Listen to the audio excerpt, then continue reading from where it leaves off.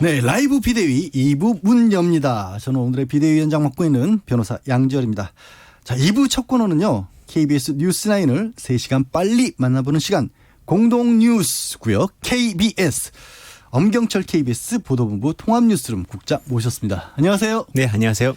이게 비상대책위원회인데 국장님 나오시니까 갑자기 편안해집니다. 왠지 안심해도 될 것 같고요. 네. 고생 많으십니다. 예. 일단 오늘의 뉴스라인 미리 보기라는 거죠. 예. KBS 9시 뉴스에서 방영될 부분들을 직접 먼저 소개시켜 주시는 시간인데요. 첫 번째 뉴스가 가습기 살균제 사건 관련 피해자 가구에 대한 전수조사 결과 이 발표가 되는데 피해자 절반가량이 극단적 선택을 생각했다. 또 실제로 11%가량은 시도도 한 것이다 라고 했는데 뭐 기업으로부터 보상받은 가구는 얼마나 되는지 또 이 참사에 대한 대응의 문제점은 어떤 것인지 이런 말씀을 좀 해주십시오. 일단 사회적 참사 특별조사위원회가 오늘 이제 발표를 했고 최초로 전수조사를 한 겁니다. 물론 동의한 가구에 대한 전수조사인데 1,100여 가구인데 그러니까 사회적 참사라는 게 이제 사회적 시스템을 믿고 정상적인 소비 행위를 했는데 한 개인, 한 가구가 얼마나 삶이 처참하게 파괴되는지를 보여준 조사 결과라고 판단이 됩니다. 첫 번째로 보면 지금 정부가 인정하는 가습기 살균제 피해는 폐질환만 인정이 되어 있습니다. 조사를 해봤더니 폐질환 이외에도 코, 피부, 안과, 심혈관계, 사실상 전신에 걸쳐서 피해가 있었던 것으로. 근데 인정되는 건 폐질환만 지금 인정이 되고 있습니다. 아직까지는요. 그렇습니다. 대체로 그 조사한 가구의 83%가 폐질환을 앓고 있고 코 질환은 71%, 피부는 56% 대부분 다른 질환을 앓고 있었던 겁니다. 하기는 사람 생명을 뺏을 만큼의 독성 물질인데 다른 데 이상이 없다라는 게 새삼스럽게 좀 이상한 일이네요. 오히려. 여기서 이제 문제는 폐질환만 인정된다는 점이고요. 또 하나는 이제 이렇게 신체적으로 직접적으로 보여지는 것 이외에 안 보이는 피해가 심리나 마음이나 보면은 정신질환이 심각한데 우울증, 불안, 기억력 감퇴가 70%가 넘고요. 또 불면이라든가 분노, 특히 방금 말씀하신 대로 자살을 시도한 분들이 11%나 됩니다. 일반인 한 3배 이상 되는 걸로 조사가 됐고요. 10분 중에 한 분이 어마어마한 숫자죠, 사실은. 또 자살을 생각하는 분들이 한 50% 정도가 자꾸 자살이 생각난다고 할 정도로 가습기 살균제 피해가 아주 광범위하고 깊다는 거를 지금 조사 결과 발표됐는데요. 특히 발표를 한 과정에서 특이한 문구들이 있는데 그러니까 만성적 울분 상태가 한 80% 정도 되거든요. 그러니까 78%. 근데 이 보면 국내외 어느 문헌에서도 이토록 심각한 울분 현황은 보고된 바가 없다. 이렇게 이제 적혀 있습니다. 그럼 이 울분이 뭐냐? 왜 울분 상태가 이렇게 크냐? 가장 큰 건 배상과 보상을 받는 확률이 적은 거죠. 아까 말씀하신 그런 폐만 해주고 그나마도 굉장히 엄격하게 따지고. 조사를 해보니까 기업으로부터 배상이나 보상을 받은 가구가 10명 중 1명도 안 됩니다. 8% 정도만 배상 보상을 받았고요. 또 대부분의 입증을 피해자들이 입증을 해야 되는 겁니다. 이 가습기 살균제로 인해서 내가 폐나 눈이나 피부나 이런 것들이 직접적 인과관계가 있다는 것을 입증을 해야 되는 과정 속에서 지치는 거죠. 그게 거의 불가능한 일이죠. 그렇습니다. 이게 법적으로는 입증 책임이라 그래서 자기가 피해를 봤다고 주장하려면 당신이 입증해라 이건데 변호사님께 잘 아시죠. 이게 있을 수 없는 일이잖아요. 현실적으로는. 그러니까 그런 과정을 거치면서 이 피해자들이 전방위적으로 울분을 느끼는 겁니다. 기업, 정부, 사회로부터 철저히 외면받고 있구나. 이런 느낌 때문에 울분 넘어서서 자살 생각하고 그래서 이게 사회적 참사라는 게 지금 명확하게 국가의 책임이라든가 기업의 책임 부분들이 정리가 안 됐는데 이번 사건을 계기로 해서 조금 근원적인 대책들이 필요해 보이는 시점이기도 합니다. 그렇게 수년이 흘렀고 그렇게 많이 언론에서도 다룬데도 아직도 시작 단계네요. 그렇습니다. 빨리 좀 빨리라기보다는 이제 이분들의 울분을 정말 정밀하게 풀어줄 수 있는 조치가 나오기를 바랍니다. 두 번째, 코로나19를 빼놓고 얘기할 수가 없네요. 오늘도 31번째 환자까지 나왔고 마침 그래도 이제 서울에서 갑작스럽게 사망하신 분은 코로나19는 예. 아니었다고 하고요. 예, 그렇습니다. 이 대구에서 이 확진된 60대 여성이 해외에 간 이력이 없는 바람에 네. 도대체 그럼 감염원이 어딨냐 이런 부분이 주목이 되고 있는데 뉴스나인에서는 어떤 부분을 좀 짚어주실 건가요? 일단 뭐 31번째 대구에서 발생한 60대 한 여성에 대한 이야기를 안 할 수 없고 예. 다만 이 31번째 환자가 역시 말씀하신 대로 방역 당국의 감시망 바깥에서 지금 확진이 확인된 거여서 이게 29, 30, 31 3명의 잇따른 환자들이 일단 해외 여행 이력이 없고 네. 또 기존의 확진자와 접촉한 흔적도 아직은 발견하지 못하고 있고 아직은 모르죠. 예. 그래서 이게 이른바 이제 지역 감염 쪽으로 추정이 되는 쪽으로 자꾸 가고 있습니다. 이제 그래서 전반적으로 보면 질병 당국에서 오늘 이제 발표를 했습니다. 새로운 국면으로 접어든 것 같다. 예. 예, 새로운 국면. 이게 이제 감염 경로가 불분명한 확진자들이 하나 둘씩 나타나고 있는 새로운 국면이고 대량으로 나타나고 있지는 않습니다. 한두 명 나타나고 있어서 이게 이제 그 아시겠지만 중국 우한에 시작되는 게 2차, 3차 거쳐서 원인이 불분명한 환자들이 나타나고 있는 국면이어서 질병당국에서도 대응을 좀 더 새롭게 해야 된다라고 보고 있는 것 같습니다. 예. 이 부분은 이제 KBS 아마 속보까지 반영해서 조금 더 자세하게 다뤄주시겠네요. 예, 그렇습니다. 조금 마음 놓을도 되나 싶었는데 갑작스럽게 더 관련해서 오늘 그 문재인 대통령이 낸 메시지가 조금 좀 예사롭지 않습니다. 표현이라든가 문구가 대통령의 메시지가 지금 이렇습니다. 비상경제 시국이다. 그래서 정부가 취할 수 있는 모든 수단을 이용해서 특단의 대책을 내놔야 한다. 뭐 이런 주문을 했고 표현들 중 보면 뭐 이런 표현이 있습니다.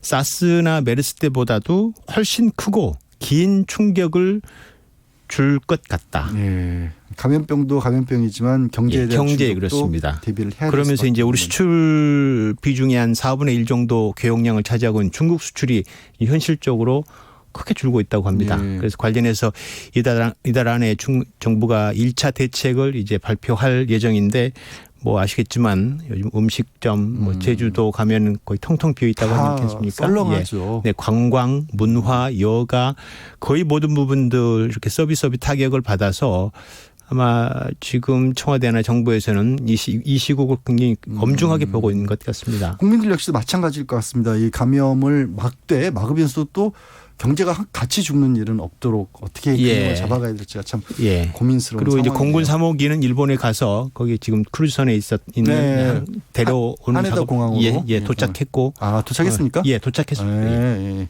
인천국제공항에 14일 동안 격리하신다고 했고요. 자, 마지막으로 이거 무서운데요. 국장님이 보고 계셔. 오늘 국장님이 보고 계신 주목하고 있는 기자 무서운 건 아니고요. 오늘 묘하게 또 판결이 하나 나왔는데 그 메르스 때 마지막 80번째 확진자가 이제 사망했는데 80번째 확진자가 국가를 상대로 소송을 걸었었습니다. 그러니까 몇 건 있었어요. 네. 그런데 이제 그 전 거는 국가 책임 인정이 안 됐는데 국가의 부분적 책임이 인정됐습니다. 그래서 어떤 영역에서 국가의 책임 인정되는지 지금 이게 이제 지금의 코로나19도 그렇고요.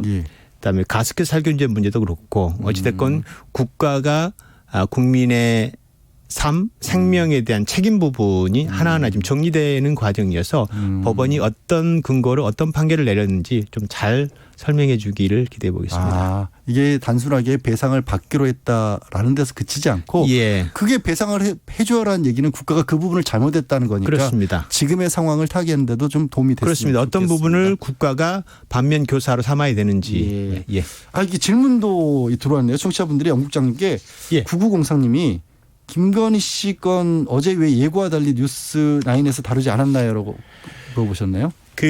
저희가 이제 뉴스타파가 보도를 했는데 인용 보도와 관련해서 고민이 많았습니다. 그러니까 이제 그렇다면 인용 보도를 할 때 원칙이 있어야 되거든요. 저희 내부의 원칙은 이거를 KBS가 자체적으로 확인해서 보도하자. 단순하게 뉴스타파가 보도했습니다 이렇게 할 수는 없고 그렇죠. KBS 같은 공적인 기관에서는 특히 뉴스타파의 취재물을 가지고 우리 스스로 확인을 해서 취재 보도를 하자. 그래서 어제 취재는 시작됐고요.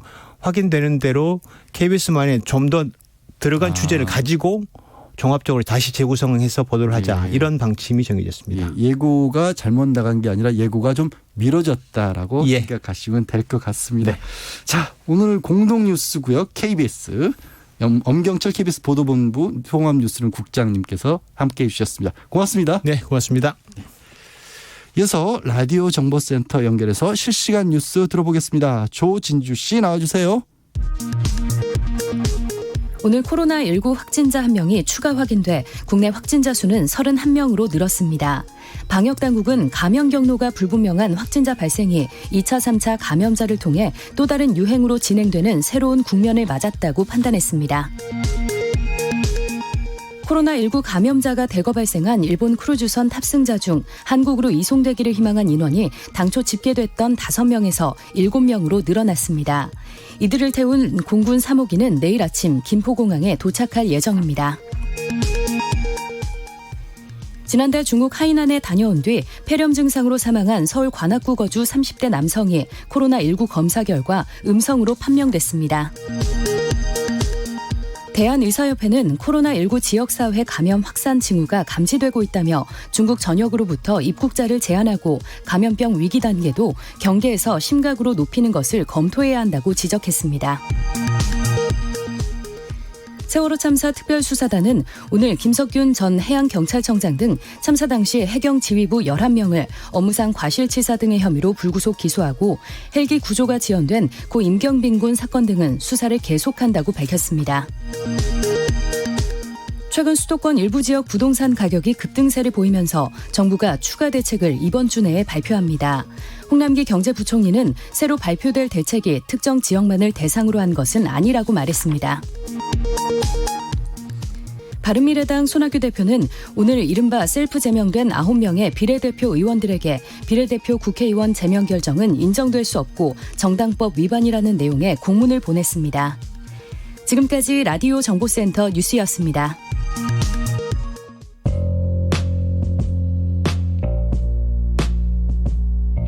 당신의 저녁은 예전 같진 않겠지만 계속 똑똑해진다.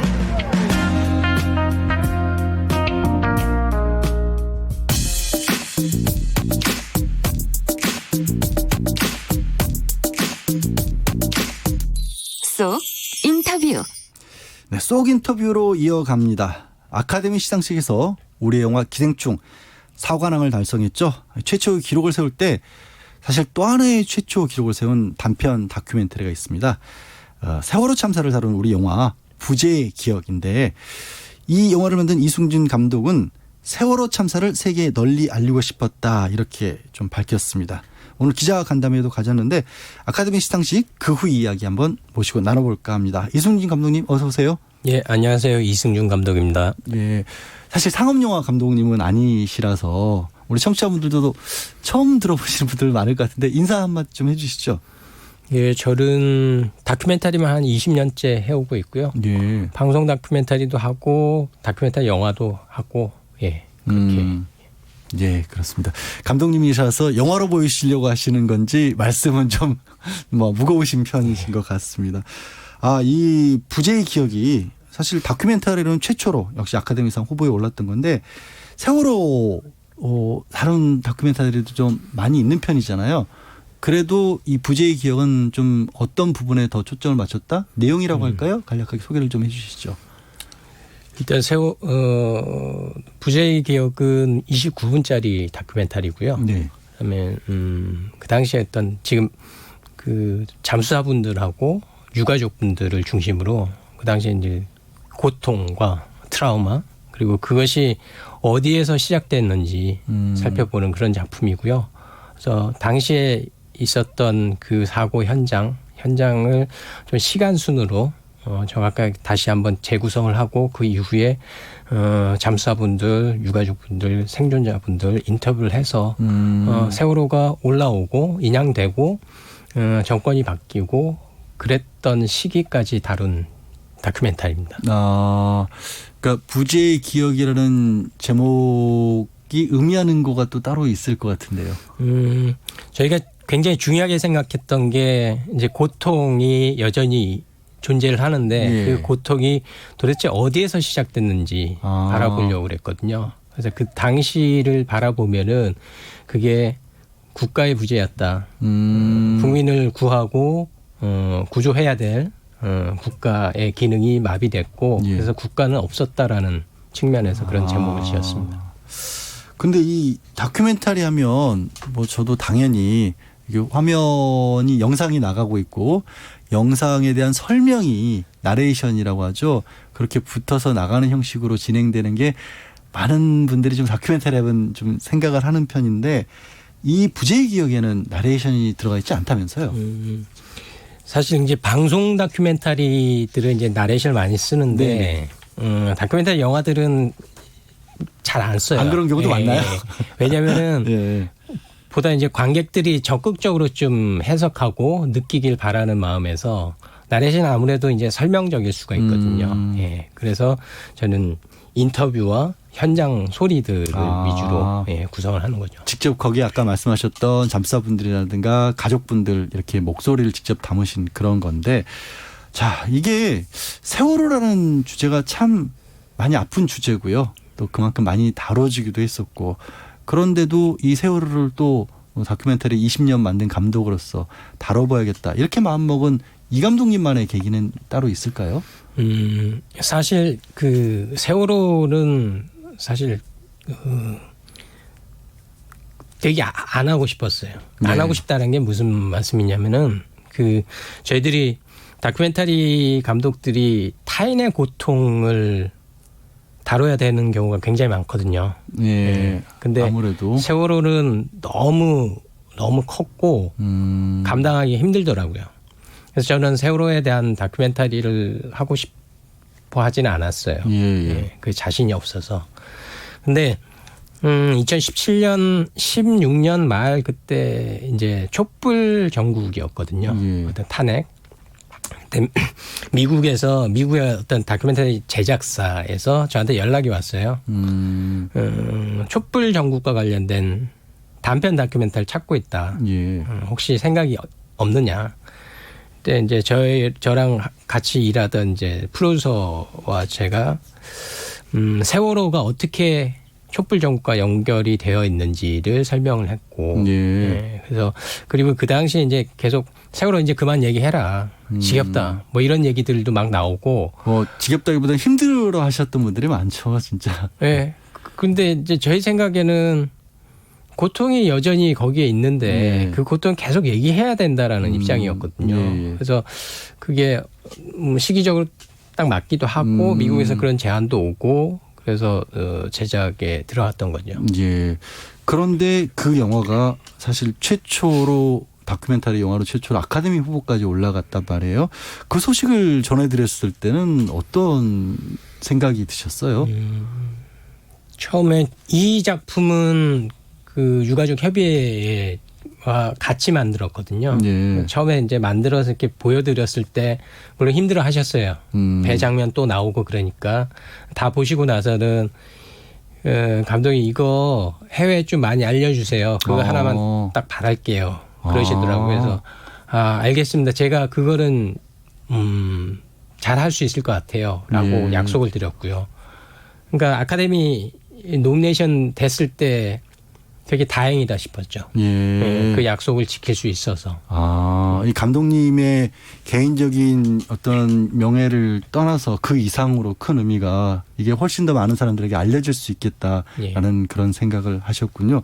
그래서 아닌 게 아니라 기대만큼 이 상영회 하고 또 현지 반응들도 나왔을 것이고 언론에서도 많은 관심들을 가졌다라고 하는데 궁금해요. 외국 분들 특히 외국 언론이나 이런 데서 어떤 얘기들을 하던가요? 인터뷰를 하는 과정을 이제 인터뷰는 묻는 거지만 그래도 질문 속에 보면 이 사람들이 내가 만든 다큐멘터리에서 어떤 부분에 뭐 감동을 받았거나 인상이 깊었구나 이런 걸 좀 느끼셨을 거 아니에요? 되게 비슷해요. 비슷해요? 그러니까 뭐냐면은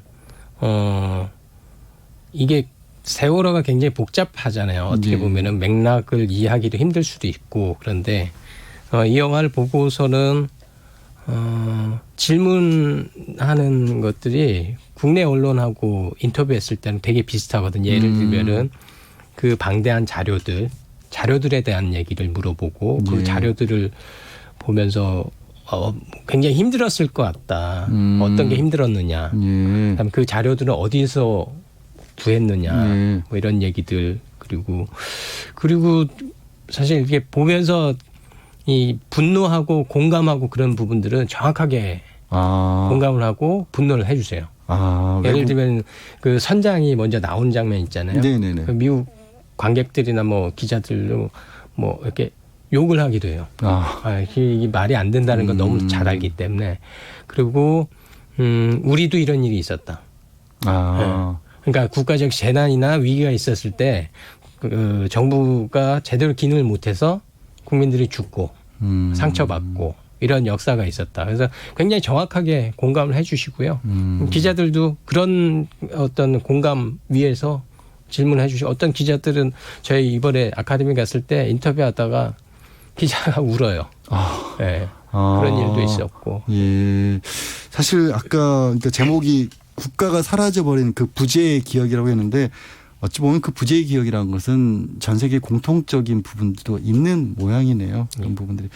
자, 이게 저는 개인적으로 참 뜻깊어 보였던 게 세월호 유가족분들도 시상식 참석을 하셨더라고요. 이 단원고등학교 장준영 군 어머니 오현주 씨죠. 또 김건우 군 어머니 김민아 씨 함께 하셨는데 유가족분들 뭐 시상식 당일날 이 어머님들 어떤 말씀들 하셨나요?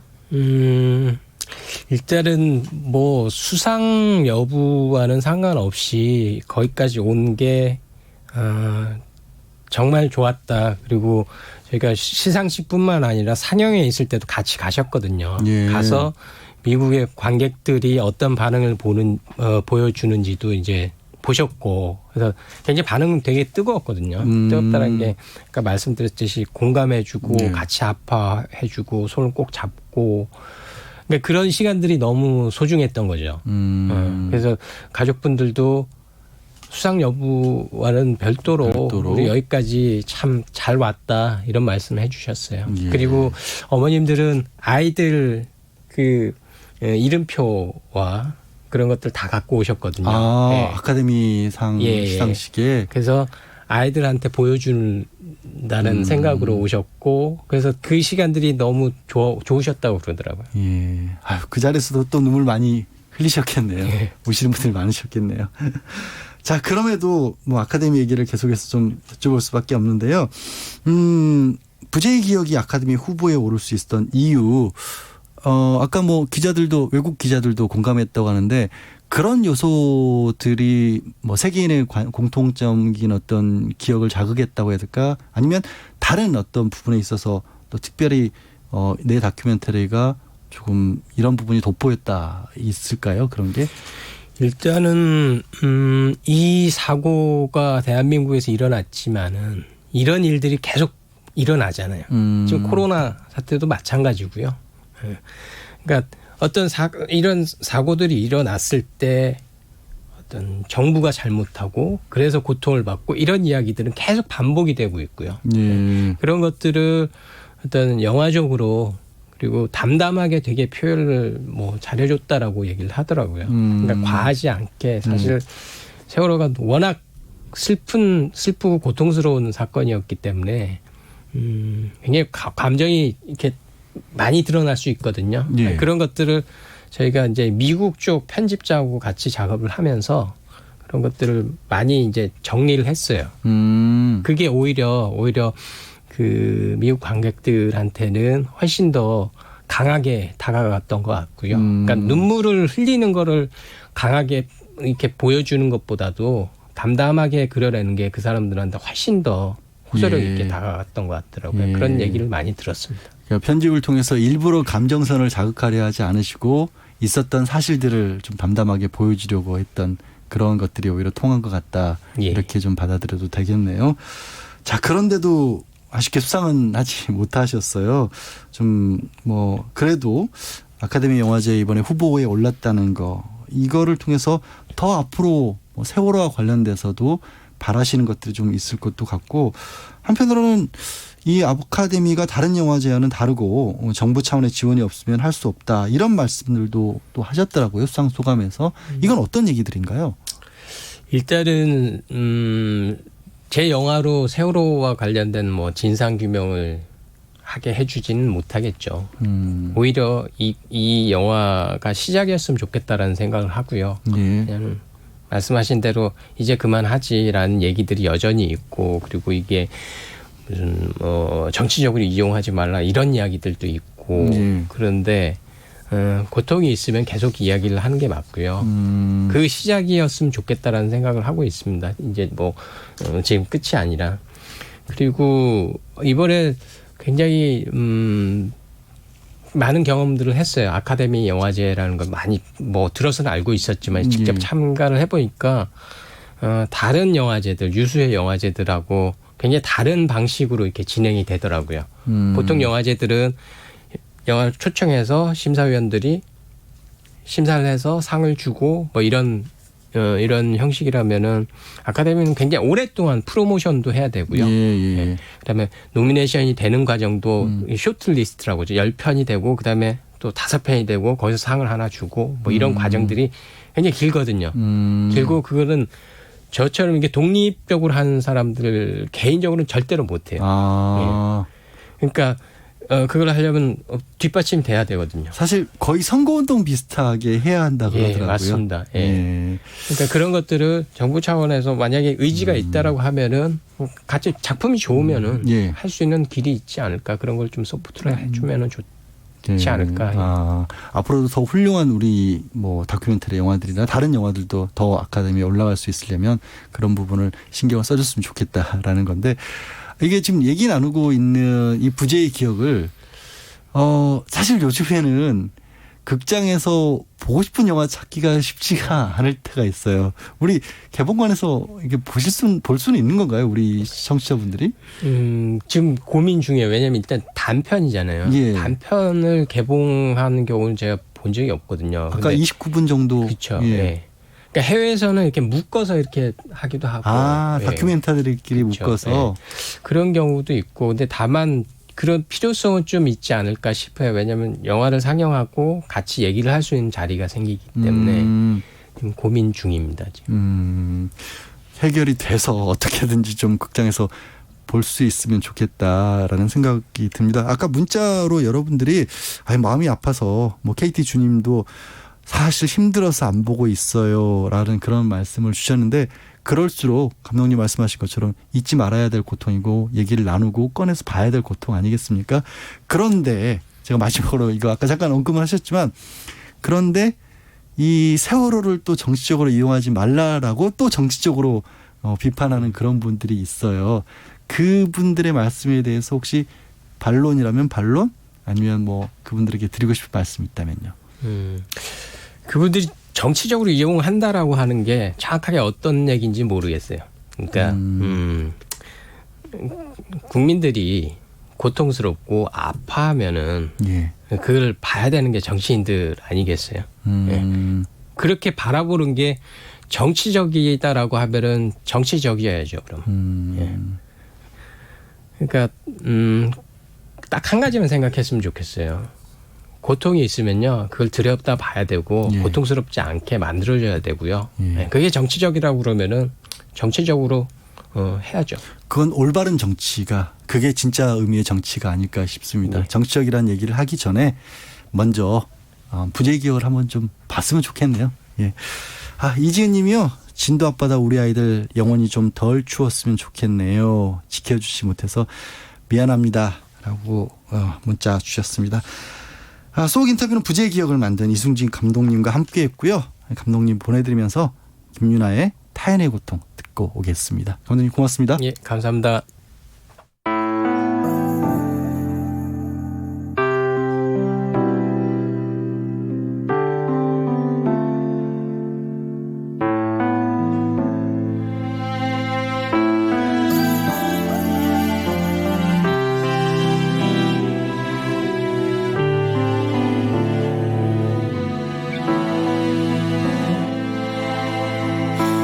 미안해 널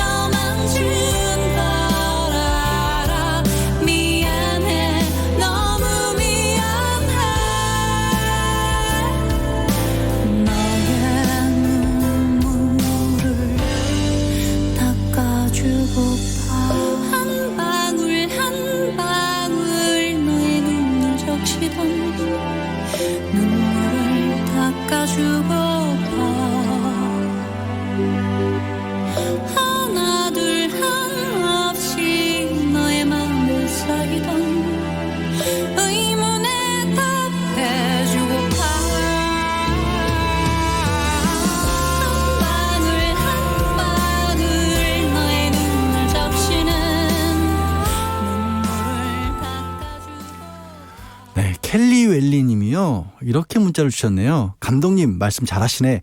세상이 정치적이 아닌 것이 어디 있냐. 잘못된 거 있으면 잘못됐다고 이야기하고 고쳐 나가야지. K77031577님은요. 사랑하는 사람을 잃고 잊으라니요. 기억해야 살아갈 수 있는 겁니다. 특히나 자식 잃은 사람한테 잊으라는 건 말이 안 돼요. 살아서 유리창 안에서 밖을 내다보던 사람들을 잊으라고요? 저도 못 잊습니다. 네, 타인의 고통이라는 노래 참 타인의 고통을 이해해야 사람이고 같이 사는 사회죠. 교통정보센터 가보겠습니다. 김은아 씨. 네, 퇴근 정체가 빠르게 늘면서 사고가 잇따릅니다. 중부내륙고속도로 창원 방향 남성준하들목을 조금 지난 곳 1차로에서는 화물차 관련한 사고가 나 주의하셔야겠습니다. 서울외곽고속도로 판교에서 일산 방향 판교분기점에서 청계터널 부근까지 막히고요. 하기분기점 부근 5차로에서는 추돌 사고가 나 일대 정체입니다. 또 시흥에서 송내 사이와 김포에서 김포대교까지 밀립니다. 더 가서 구리에서 판교 방향 서안암 부근에서 송파, 성남 부근에서 판교분기점까지 제속도를 못 내고 있습니다. 경부고속도로 서울 방향 충청권 회덕분기점 일대로 밀리고요. 수도권 들어서는 기흥 부근에서 수원 사이와 판교에서 판교분기점, 또 달래내 부근에서 반포까지 막히고 있습니다. 반대 부산 방향 한남에서 서초 사이와 신갈분기점에서 수원까지 제속도를 못 내고요. 충청권에서는 회덕분기점 일대가 정체되고 있습니다. KBS 교통정보센터였습니다.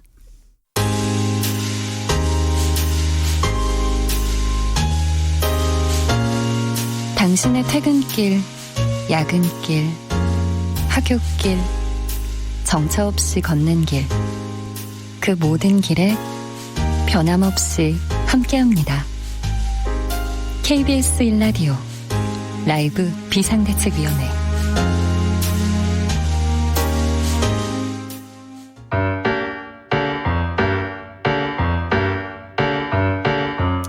국회 안팎에서 쏟아지는 말.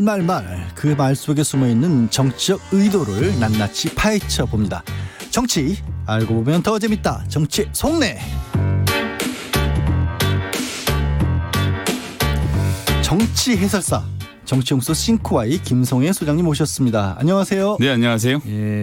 전에 일라디오에서 그 조국 전 장관 청문회 중계할 때 스쳐 지나간 왜 그때 그래도 한 1시간 2시간 가까이 같이 앉아서 몇 마디 말은 못했지만.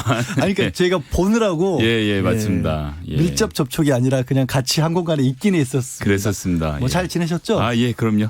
갑자기 이 비상대책위원회가 꾸려지는 바람에 제가 이렇게 앉아 있는데 이 코너 시작하기 전에 라이브 비대위 살려야 되거든요. 네. 라이브는 계속돼야 한다. 한 번만 외쳐주세요. 라이브 머스트 고온. 네. 라이브 머스트 고온. 제작진에서 내일부터는 또 영어로 이거를 만들지 않을까 하는 생각이 듭니다. 자, 본격적으로 오늘의 주제 정치의 속내 시작할 텐데요. 오늘 주제가 뭐죠? 오늘 주제는 안 보이는 사람들로 정해봤습니다. 투명인간요? 갑자기 안 보이는 사람들. 그러니까 눈에 안 보이는 게 아니라 사라져서 안 보이는 그런 사라진 사람들이라고 할 수 있겠죠. 네, 알겠습니다. 그럼 첫 번째 주인공은 누군가요? 김남국 변호사입니다. 아이고. 오늘 기자회견을 4시 반에 한다라고 말을 하고 오후에 갑자기 사라졌죠. 그러게요. 사실 김남국 변호사는 뭐 개인적으로도 방송을 하고 이러는 것 중에 자주 보는 상황인데 오늘 오전 7시에 SNS에 이런 글을 올렸더라고요. 민생 문제를 해결하는데 모든 노력을 다하겠다. 남은 이야기는 오후에 국회 정론관에서 이어가겠다. 이렇게 얘기를 하고 기자회견을 오후에 돌연 취소를 했고요. 제가 그 이유를 좀 말씀드리자면 함께 있는 단체 대방에 뭐라고 주변에서 말을 걸고 응원한다, 힘내라 이러면 이모티콘으로 힘내고 있다라는 반응은 보이고 있는데 말은 안 하고 있어요. 왜 이러는 걸까요? 그러던 와중에 본인이 아주 길게 본인의 소셜 미디어에 글을 올렸더라고요. 그래서 제발 청년 세대에게도 도전할 기회를 주십시오. 뭐 이런 제목으로 글이 올라왔던데요. 뭐 사정을 쭉 알아보고 들어보니까 기자회견을 하기로 했던 것은 그러니까 뭐 밖에서 주장하거나 뭐 진중권 선생도 그렇고 이야기하는 것이 당에서 뭐 자객 공천이 뭐니 말이 많았지 않습니까? 근데 당 지도부하고 상의하고 한 일은 아닌 것 같아요.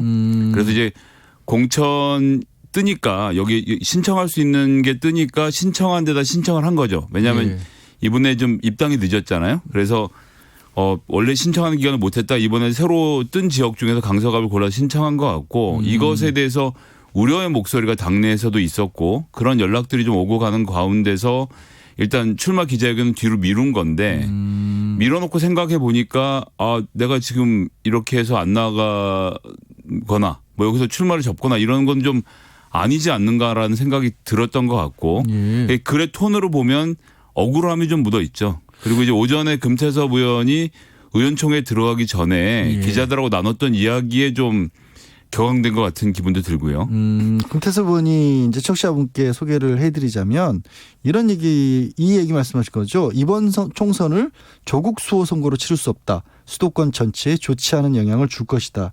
이런 얘기를 한 것에 대해서 네, 이제 두 가지 측면이 있는데요. 그 김남국 변호사가 원턴 원치 않던 지금 현재 국면에서 조국을 수호하는 사람으로 보이는 것은 현실이죠. 백서에도 참여하고 있고.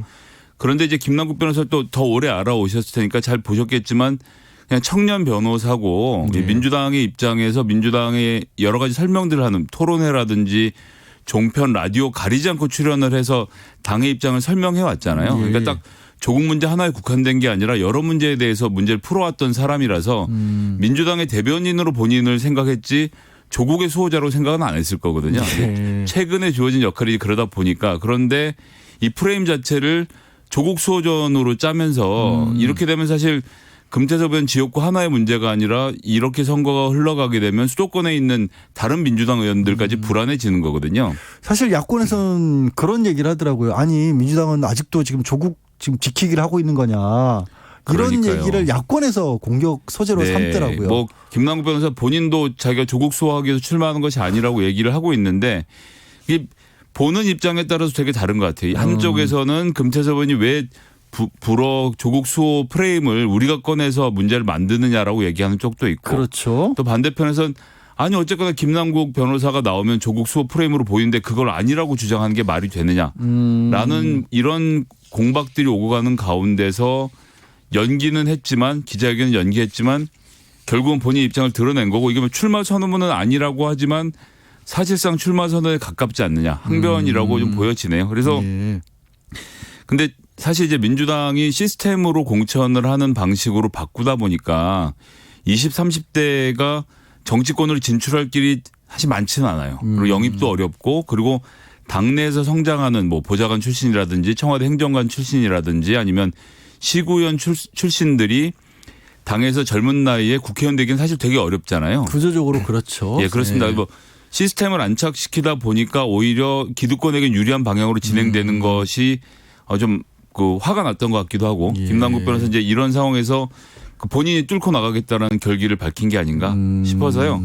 글쎄 뭐 이게 파장이 만만치 않을 것 같네요. 그러면 보시기에는 사라진 게 아니라 잠시 정비하고 있다. 예, 재정비를 하는 것이고 주초에는 정확한 입장을 다시 밝히지 않을까 싶고요. 이미 이렇게까지 글을 쓴 이상은 출마 기자회견을 한 수밖에 없겠죠. 예.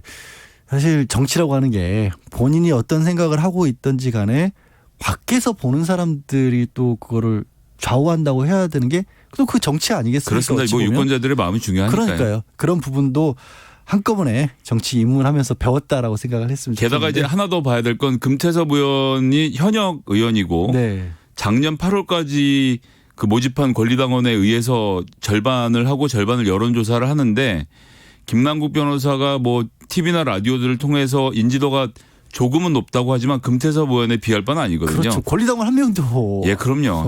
권리당원 한 명도 없는 상태고 신인 가산점이 20%라고 하지만 그걸 다 받는다고 해도 지역에서 금태섭 의원이랑 겨뤄서 55대 45 이런 수준까지 쫓아가야 겨우겨우 따라잡는 게 되는데 정치 신인이 동네에서 45%를 얻는다는 게 이게 결코 만만치 않은 일이라서 좀 뭐 쉽지는 않아 보입니다. 그래서 개인적으로는 김남국 변호사가 왜 자객공천이란 말에 그렇게 억울해하는지를 사실은 아는 입장에서는 충분히 당에서 객관적으로 봐도 그게 자객공천할 상황은 아니잖아요. 그 자객을 이렇게 공천을 하는 만큼 민주당이 이상한 당은 아닙니다. 자객이라기보다는 이게 오히려 김남국 변호사한테 좀 폐가 될까 봐 그런데 자객이라기에 너무 좀 약체라고 하면 또 이것도 신뢰가 되려나 하여튼 예 그런 사람입니다. 어쨌든 금태섭 의원에게 예 그렇죠. 당에서 결정해서 금태섭 의원을 내보내기로 하고 이런 그림을 짰다고 그렇죠. 보기에는 그거는 절대 아니에요. 예, 좀 어려운 그림으로 보이네요. 예, 빨리 두 번째로 넘어가야 될 것 같습니다. 예. 자, 두 번째로 안 보이는 사람은 누구예요? 예, 미래통합당 출범식에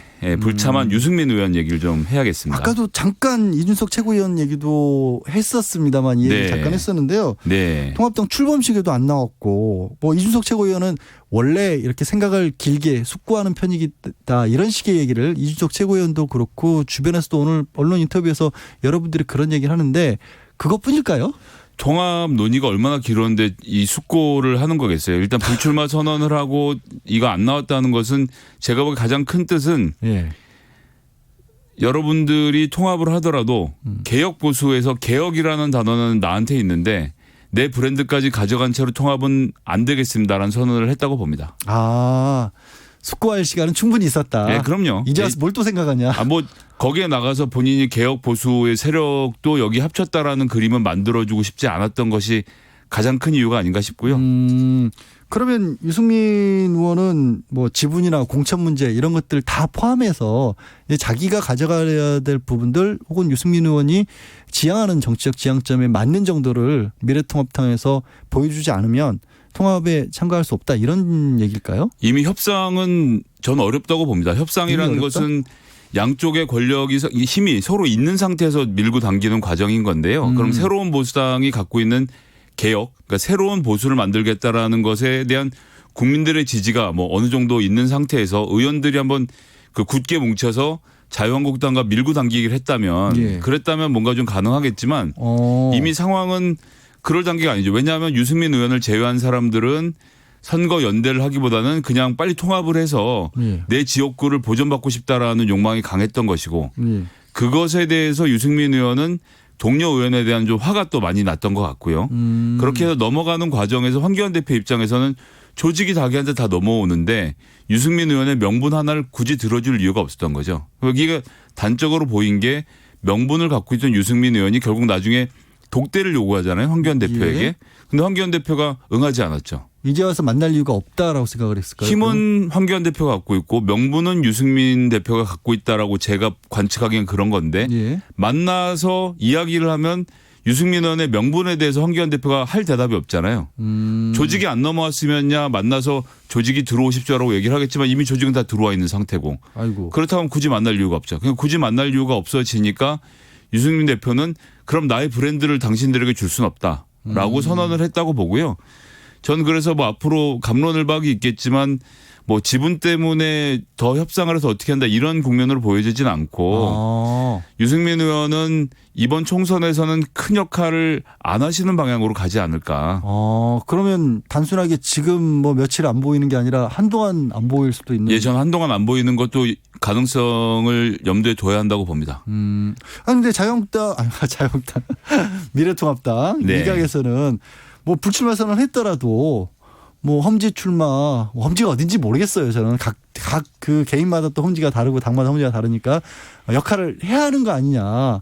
나와달라 이런 요구도 한다던데요. 그 황교안 대표도 험지 출마하겠다라고 하고 한 달 동안 많은 뉴스가 쏟아졌죠. 심지어는 이제 당직자 입을 빌어서 그 당선 가능한 험지를 찾아봐라는 얘기까지 나왔다라고 할 정도로 지금 수도권에서 힘들어요. 그리고 유승민 의원은 어떻게든 대구 경북 지역에서 본인이 배신자가 아니라는 이 프레임을 깨고 싶어하는 중이기 때문에 배신자라는 프레임을 깨고 정치적으로 한번 거듭나고 싶은 건데 이럴 기회가 주어지지 않은 상태에서 수도권으로 가면 TK 지역에선 도망갔다라는 이야기를 들을 것이고 수도권에 어디를 가더라도 지금 사실은 결코 만만한 승부가 아니죠. 그렇기 때문에 저는 유승민 의원이 불출마 외에는 답이 없었는데 문제는 이제 이것을 매개로 해서 자유한국당의 어떤 변화를 이끌어내느냐라는 측면에서는 아쉽죠. 그것이 안 되니까 유승민 의원은 그러면 나는 이번 판에선 빠지겠다라고 자세를 낮출 수밖에 없게 될 것이고 다음번 대선 전에서 어떻게 움직일지는 좀 두고 봐야 되겠지만 총선 국면에서는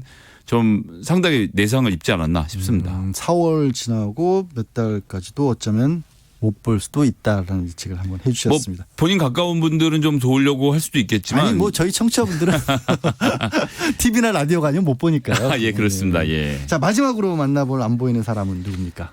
예, 그 통합 논의가 계속 이루어지고 있음에도 불구하고 끝까지 자리를 모습을 보여주지 않고 있는 예. 손학규 대표 얘기를 좀 안 해볼 수 없겠죠. 예. 예. 아니 손학규 대표님 이제 뭐 바른미래당에 남아있는 의원도 몇 분 안 되고 네. 그나마도 그분들도 사실상 마음은 떠나 있는 상황인데 이 손 대표 사실 통합하겠다라고 얘기를 해갖고 교섭단 공동교섭단체 뭐 구성하겠다 이렇게 얘기했었는데 사실 그게 거의 어려워졌잖아요. 예, 그렇죠. 공동교섭단체 구성도 그렇고 오늘 이제 소위 말하는 의원 셀프 제명이 정의당에 있어서 두 번째로 있었는데 예. 셀프 제명에 대해서 윤리위원회의 그 의결 절차를 거치지 않았기 때문에 제명 자체가 무효다. 셀프 제명이 무효다라는 바른미래당 대표 명의의 공문이 지금 각 의원들에게 전달이 됐고 아 그래요? 만약 탈당할 경우에는 의원직을 잃을 수 있게 될 수도 있다라는 점을 인지해달라는 경고와 함께 예. 공문이 조금 전에 날아간 모양입니다. 그래서 이게 또 지금 뉴스가 나오고 있는데요. 예. 전 셀프 제명까지는 허락을 해주는 줄 알았거든요. 아. 그래서 안철수 대표가 만드는 신당으로 갈 사람들 그리고 또 이 바른미래당 등등 해서 민주통합당이라고 근데 민주통합당이 맞죠? 네, 민주통합당. 예, 민주통합당도 지금 선관위로부터 통합민주당과 이름이 같기 때문에 안 된다라고 지금 불허 판정이 났고 지금 계속 총선을 얼마 앞두고도 계속 당명이 변하고 있어서 저도 와서 앉아서도 계속 지금 헷갈리고 있는데 아니 근데 지금 말씀하신 게 이제 아직 뉴스에는 반영이 안 됐을 수도 있는 것 같은데 저희가 이제 셀프 제명을 통해서 바른미래당 네. 비례대표 의원들이 밖으로 나가셨다 탈당을 네. 했다. 그 이유는 당적을 유지한 채로 이제 다른 당으로 가기 위한 건데 네. 지금 손학규 대표가 그 셀프 제명은 절차적으로 위반이니까 무효다라고 경고 메시지를 보냈다고 예, 하는데 이라고 제가 여기 들어오기 바로 전에 예, 그렇게 또 뉴스가 속보를 가지고 예, 오셨는데 그렇습니다. 문제는 손학규 대표가 사실상 혼자 남아 계신데 그럼 혼자 남아 있는 대표가 무효다라고 하면 그게 어떤 효력을 가질 법적으로는 당대표인 것이고 당대표를 밀어낼 수가 없기 때문에 네. 손학규 대표 혼자 있는 것이 아니라 당직자와 그리고 돈이 함께 있죠. 예, 선거 자금을 지금 다 쟁여놓은 것은 손학규 대표 개인이 갖고 있는 것은 아니지만 바른미래당이 갖고 있는 것이거든요. 그럼 이제 앞으로 벌어질 공천 국면에서 민주당 공천에서 탈락했다든지 또는 국민의당 공천이나 다른 당 공천에 탈락한 사람들 뭐 이런 사람들 젊은 사람들 이런 사람들을 영입해서 손학규 대표가 재기를 도모해 볼 수 있는 왜냐하면 조직과 돈이 있기 때문에 선거는 조직과 돈이 있으면 치를 수 있으니까요. 예.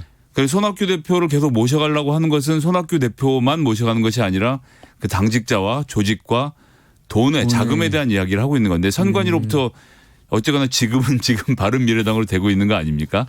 다른 의원들이 아무리 옮겨도 돈은 변하지 않죠.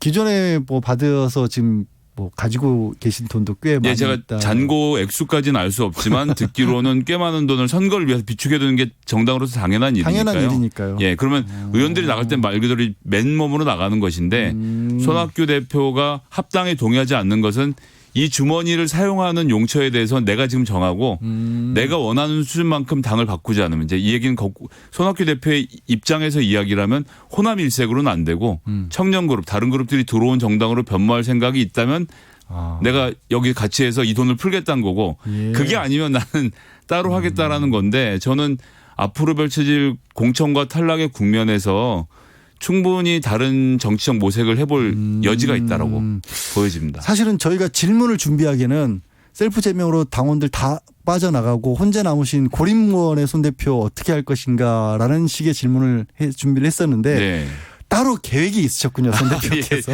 예, 그렇습니다. 그래서 아직은 본인 속은 든든할 겁니다. 예. 네, 정치의 속내로 이 정치인들의 말 속에 숨어있는 속마음까지 오늘은 특히 안 보이시는 분들의 속마음을 정치연구소 싱크와이 김성애 소장님께서 분석해 주셨습니다. 고맙습니다. 네, 감사합니다. 네, 라이브 비상대책위원회 마칠 시간이 됐네요.